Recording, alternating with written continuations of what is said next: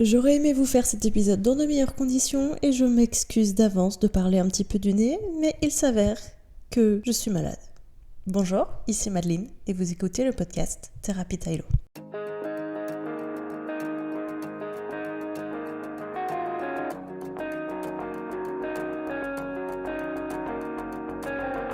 J'espère que vous allez bien. Parce que ça, c'est une question importante, surtout là en ce début d'automne où tout le monde tombe un petit peu beaucoup malade. Autant vous dire que dans mon équipe, tout le monde tombe les uns après les autres. Ceci n'est pas du tout le sujet de ce podcast, mais ceci m'a fait réfléchir cependant au sujet de ce podcast, car comme d'habitude, mes semaines ont été complètement interminables. Et qu'est-ce qui m'a fait réfléchir, c'est quand est-ce que j'aurai l'impression d'avoir réussi ma vie ?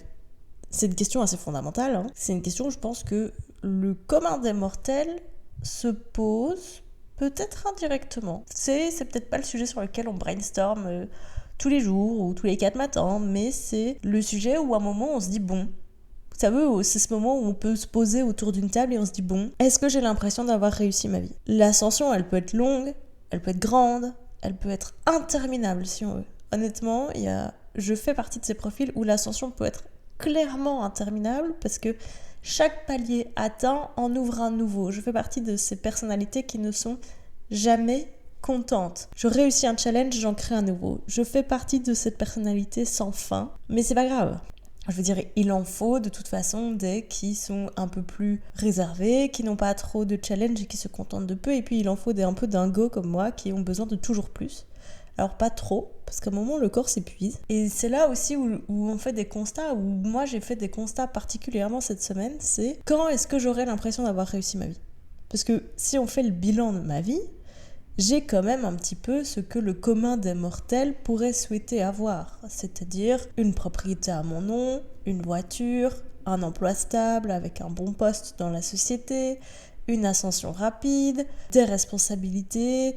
Je suis propriétaire de mes chevaux. Alors oui, il y a eu certaines concessions, mais je suis quand même propriétaire de mes chevaux. Il y a des concessions, mais qui n'ont pas engendré la vente de ceux-ci. Il y a des projets immobiliers qui se remettent en place. Il y a vraiment beaucoup de choses dont je suis déjà extrêmement fière. Mais malgré ça, il y a toujours ce petit truc qui fait « Ouais, mais j'ai pas encore l'impression d'avoir réussi ma vie. » Alors, je vais débriefer, bien évidemment, parce que si je vous dis ça comme ça, vous allez vous dire « Mais Mad, en fait, qu'est-ce que t'as besoin de plus ?» En fait, vous savez, ce qui manque fondamentalement à ma vie, c'est le temps. J'ai pas de temps. Et malgré que j'ai toutes ces petites cases cochées, dans tout ce que j'ai acquis, je dois souvent faire des concessions sur des choses que j'ai acquises. C'est-à-dire que mon emploi me prend tellement de temps et de fatigue que régulièrement je dois faire des concessions sur mes chevaux.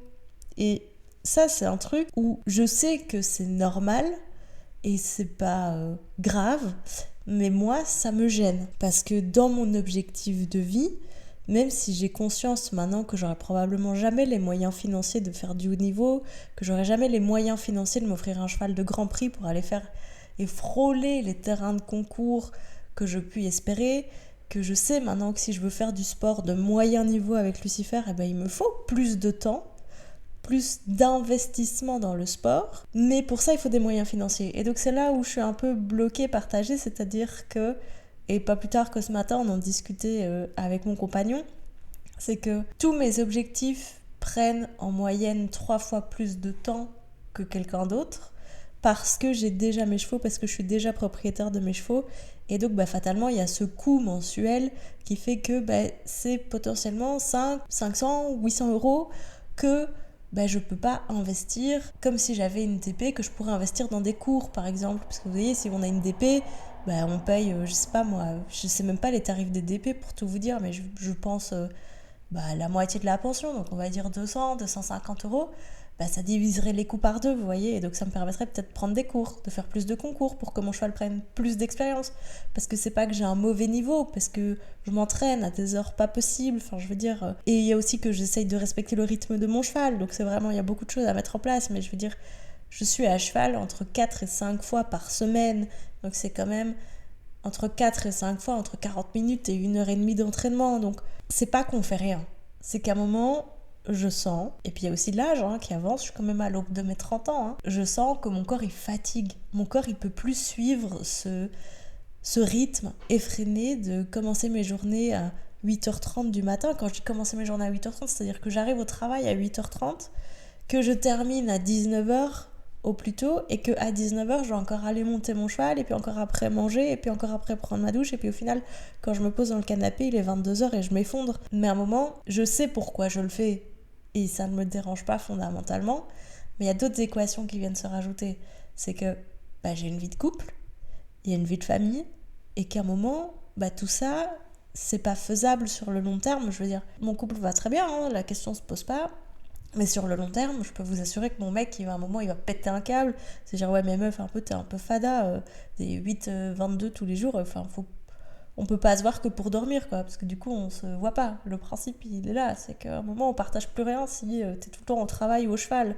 Alors, il l'entend, parce qu'on a tous les deux une vie bien remplie, mais on se rend compte aussi, avec le recul, qu'il y a ce sentiment de je fais toujours plus parce que j'ai ce sentiment de ne pas avoir accompli ma vie. J'ai ce sentiment de ne pas avoir réussi ma vie. Et j'en discutais mercredi avec une de mes collègues. Je vous expose la situation.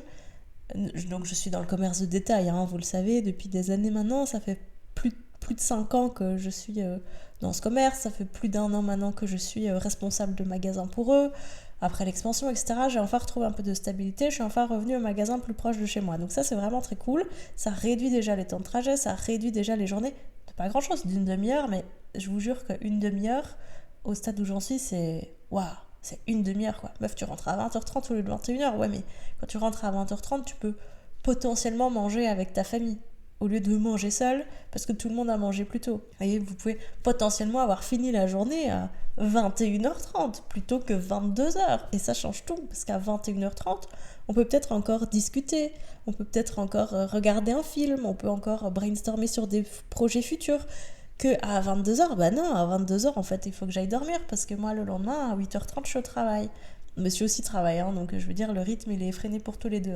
Donc, je vous mets la situation, parce qu'au final, je ne vous l'ai pas dit, on était le magasin de contrôle pour les promotions. Donc, comme tout magasin, comme tout commerce, on fait une fois par mois des promotions. Et pour s'assurer la bonne coordination de celle-ci, il y a toujours un magasin de contrôle pour dire que les promos passent bien à la caisse, que les prix sont bien en accord avec ceux affichés en rayon, qu'il n'y a pas eu de problème avec les commandes des fournisseurs et autres. C'est un peu, on est le feedback envers la maison mère pour dire attention, ça on n'a pas reçu, attention, ça on n'a pas reçu correctement, ou attention, ça passe pas. Enfin voilà. Qui fait que le premier jour de la promo, qui sont chez nous les premiers mercredis du mois, si jamais vous voulez le noter quelque part dans votre agenda, le magasin de contrôle doit vérifier que tous les prix passent bien à la caisse. Nous avons 70 feuilles A4, chaque feuille A4 en moyenne 20 prix, à vérifier à la caisse avant l'ouverture du magasin. Donc l'ouverture est à 9h du matin. Donc on doit faire ça avant l'ouverture du magasin pour envoyer le feedback au bureau maximum à 9h. Pour que eux, à maximum 11h, nous aient trouvé des solutions. Parce que à un moment, on a les clients. Donc si les promos passent pas, et qu'on annonce une promo, je sais pas moi, en 1+1 et que ça passe pas, nous, on perd du temps à la caisse, à le faire manuellement, etc. Donc c'est toute une gestion en interne, je vous passe les détails, qui fait qu'on doit commencer les journées à 7h du matin. C'est très tôt. Moi, ça ne me dérange pas, je suis une lève-tôt, donc il n'y a vraiment pas de problème avec ça. La situation a fait que dans mon équipe actuelle, j'en ai une qui est malade et j'en ai une qui est en mi-temps médical. Quand on est en mi-temps médical, en tout cas en Belgique, on perd toute flexibilité. C'est-à-dire qu'il y a un contrat horaire, on ne peut pas faire plus ou moins d'heures que le contrat horaire. Donc c'est très limitant, et particulièrement quand on en a une qui est malade. Alors pour ce coup-ci, la personne qui est malade ne travaillait pas ce jour-là, mais avec ce peu de flexibilité du reste de mon équipe, à savoir qu'il y en a une qui a vraiment à stock d'heures et l'autre qui n'a zéro flexibilité, je me retrouve à faire un 7h, 19h.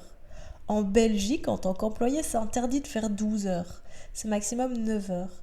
10 heures pour certaines entreprises, ça dépend si votre entreprise compte les pauses. Moi, mon entreprise ne compte pas les pauses, donc c'est 10 heures sur place, mais c'est 9 heures prestées réellement. Personne ne fait ça, mais c'est la loi, c'est comme ça. Les seuls en Belgique qui sont prêts et qui peuvent faire 12 heures sont les indépendants parce qu'ils font ce qu'ils veulent et les fonctionnaires. C'est la loi, c'est comme ça. Sauf qu'ils font 12 heures, ils font donc beaucoup d'heures sur la semaine et ils ont plus de jours de congé que les employés, les salariés. Mais bon, ça c'est tout un cadre juridique. Je suis pas juriste, je vais pas vous expliquer ça, je veux pas refaire la loi, mais enfin bref, c'est complètement, techniquement illégal, qui fait que j'ai dû, entre guillemets, trafiquer mon horaire pour avoir 3 heures de pause, pour rendre le cadre légal, donc travailler les 9 heures. Mais j'étais quand même 12 heures sur place. Alors oui, j'ai pris 2 heures de pause, j'ai fait autre chose pendant ma pause, j'ai travaillé pour l'école, etc. Mais je suis quand même de 7 heures à 18h45, on va arrondir à 19, parce que ça change rien, sur place. Donc je suis 12 heures sur place. Mais quand j'arrive à 7 heures, je suis partie de chez moi à 6h30. Donc je suis levée depuis 5h30. Vous voyez, c'est tout ça. Et donc en fait, mercredi, au bout de ma vie, commençant à être malade également, vous l'entendez, je parle du nez, etc. Eh bien, je n'ai pas eu la force d'aller voir Lucifer. À un moment, je peux avoir toute la discipline du monde et le meilleur mental du monde. Mon corps, il dit, meuf, tu vas dormir en fait. Là, il faut se calmer. Des journées de 18 heures, c'est pas possible. Aucun humain ne peut assumer ça. Sur le long terme, je le fais de temps en temps, mais c'est complètement inhumain. Et je me rends compte que mon corps vieillit. Et donc, là où je vais faire une journée de 15, 16, 17 heures d'activité, après, il me faut 3, 4, 5 jours pour me remettre de ma dette de sommeil. Parce qu'à un moment, je vais prendre un petit peu, je vais dormir 7 heures au lieu de 8 heures. Je vais dormir 7h30 au lieu de 8 heures. Mais moi, je suis quand même plus proche des 9 heures de besoin de sommeil que des 8 heures. Donc, je connais très bien mon cycle du sommeil. Je suis plus proche des 8h30, 9h que des 8 heures de sommeil pour être en forme et être opérationnel. Pour vous dire, ici, le cas de figure, là, je suis réveillée depuis 8 heures ce matin. J'ai été montée Lucifer. Alors, je suis malade, donc il y a aussi une baisse d'énergie à un moment. Je suis rentrée à 13h passées. J'ai mangé. J'ai été obligée de faire une sieste parce que ma nuit a été coupée, j'ai pas dormi correctement, etc. Et puis après ça, il faut faire le montage pour YouTube. Et puis si j'ai envie de vous sortir du contenu, parce que j'ai envie de vous sortir ce contenu, et là il est 18h passé quand je vous enregistre cet épisode. Et je devrais le monter demain matin en 2 spi. Et voilà. Et puis donc demain matin, je commence à 10h. Donc je vais rentrer chez moi plus tôt pour monter cet épisode en 2 spi pour qu'il soit disponible pour vous dimanche, que vous puissiez l'écouter dans de bonnes conditions et qu'il soit agréable à écouter. Je vais faire un 10-19 et à 19h je vais aller monter Lucifer.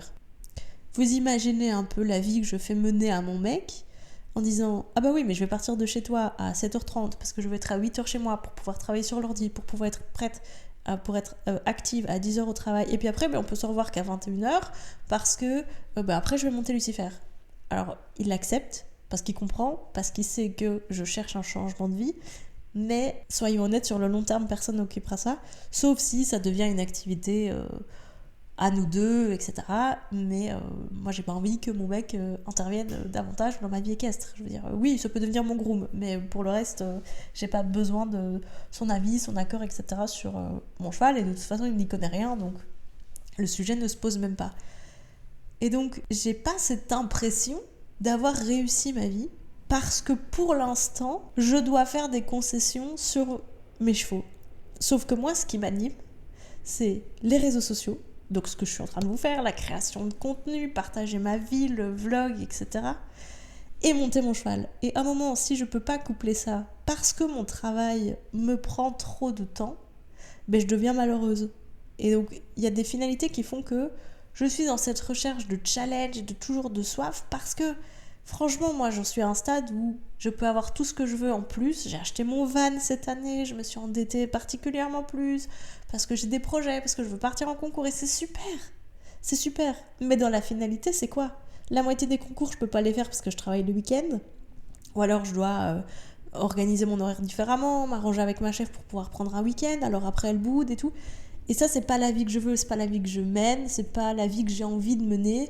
À presque 30 ans, à un moment, je pense que j'ai pris suffisamment de background en étant employée que pour pouvoir potentiellement prendre mon envol. Alors, je sais que je fais partie de ce caractère à vouloir toujours plus, mais à un moment, juste, vous savez, toutes les semaines, je brainstorm avec vous parce qu'il y a ce burn-out, parce qu'il y a cet épuisement, parce qu'il y a ce manque de motivation dans mon travail. Ce qui me dérange, c'est vraiment que ce travail me demande maintenant trop de concessions sur le reste de ma vie. Bah ouais les gars, à un moment, je fais partie de la génération Z et on fait partie de cette génération qui va bouleverser le monde du travail. Alors il y a d'autres alternatives, ça veut pas dire que demain j'arrête de travailler, non.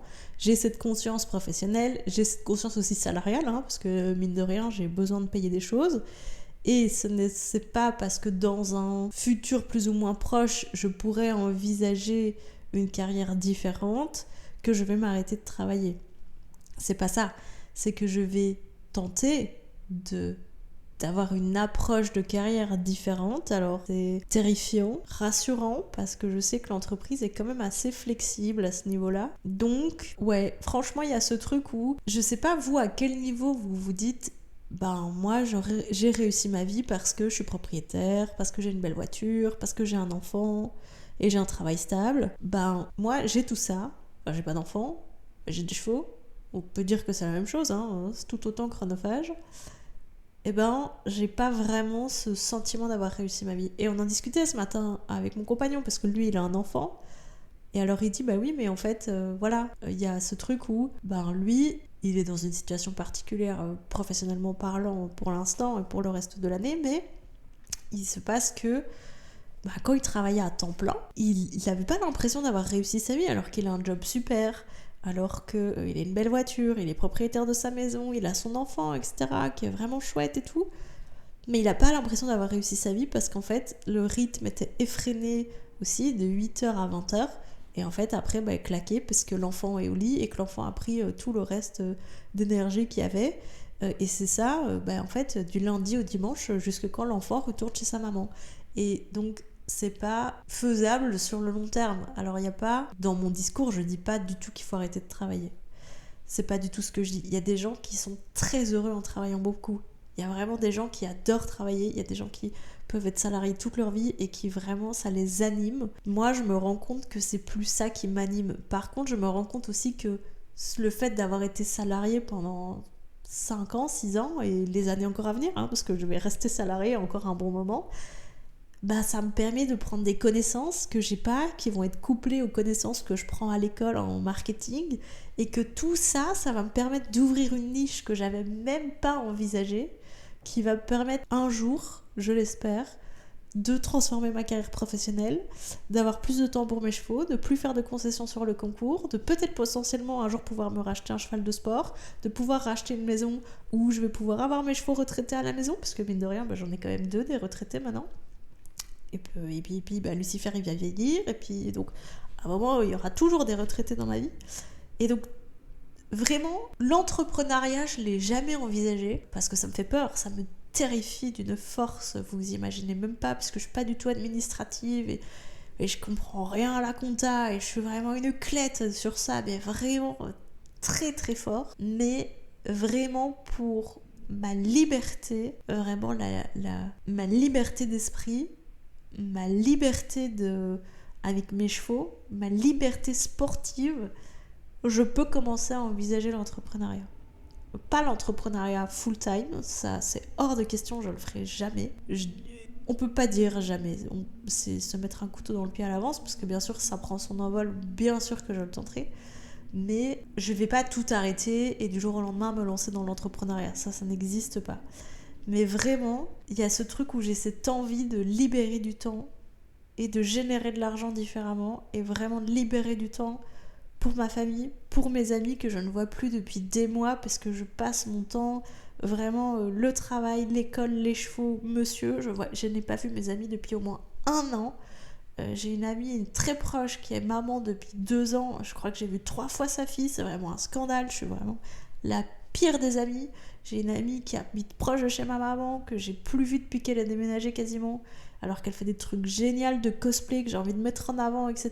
Ça a l'air super, j'ai envie de m'intéresser à son monde. On ne se voit jamais, on ne se contacte jamais, parce que je suis toujours dans ce métro boulot dodo chevaux, et c'est insupportable, et je sais que ça fait de moi une très mauvaise amie, et on fera un épisode complet sur ça. Mais vraiment, pour conclure cet épisode, qui est... Je vais pas faire beaucoup plus long parce que je suis vraiment malade et que mon nez se bouche au fur et à mesure que je parle. J'aurai l'impression d'avoir réussi ma vie quand, et vous allez pas être surpris, quand je ne devrais plus faire de concessions sur mes chevaux. Et c'est bête parce que j'ai jamais eu l'impression de devoir faire des concessions sur mes chevaux jusque maintenant, jusqu'il y a quelques mois, parce que j'étais seule. Il y a 2 ans, j'étais seule, j'étais célibataire, tout se passait bien. Et puis Lucifer était blessé.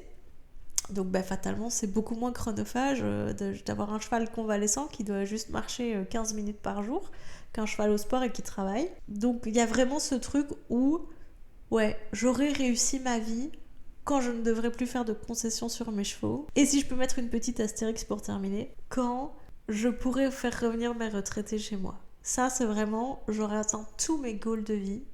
Alors, je sais pas par quel moyen je vais y arriver, mais je vous dis déjà que les plans sont en train de se créer dans ma tête jour après jour pour pouvoir y arriver.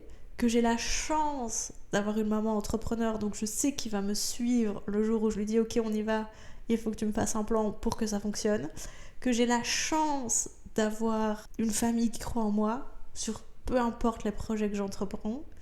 Et que j'ai l'énorme chance d'avoir un compagnon qui n'a peur de rien. Mais quand je vous dis qu'il n'a peur de rien, il a peur de rien. Et qui croit fondamentalement en l'entrepreneuriat et en le fait de se libérer du temps, que la qualité de vie est plus importante que le travail.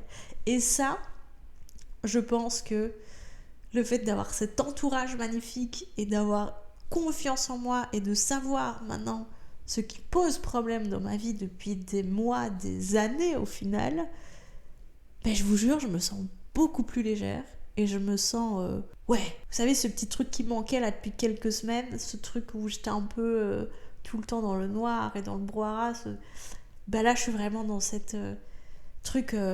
meuf, tu vas l'avoir ton TFE cette fin d'année, tu vas nous faire une distinction comme à la première année, ça va très bien se passer. Et en juillet, l'entrepreneuriat s'ouvre à toi. C'est fou de dater comme ça. Mais je vous jure, dater, ça me donne des deadlines, ça me donne des objectifs et ça me donne des envies de fou. Donc, let's go, j'ai envie de vous dire.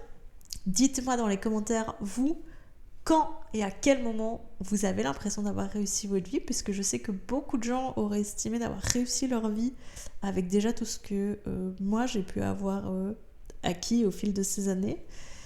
Et je serai très heureuse d'en brainstormer, d'en discuter avec vous, parce que j'adore les opinions différentes et puis les débats, j'adore ça, on peut débattre pendant des heures.